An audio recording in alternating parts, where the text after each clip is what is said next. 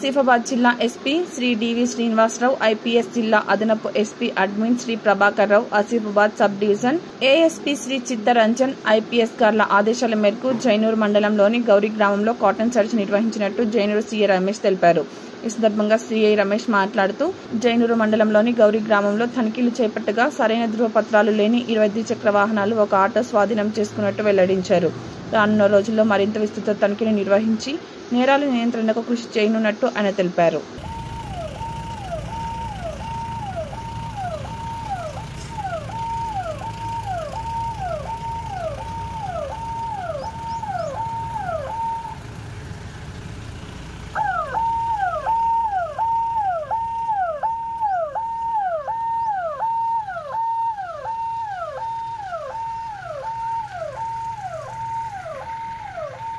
Family members, భార్య, పిల్లలు, లేకపోతే తల్లిదండ్రులు కానీ ఈ పొజిషన్ ఉంటారు. ఒక్కొక్కరు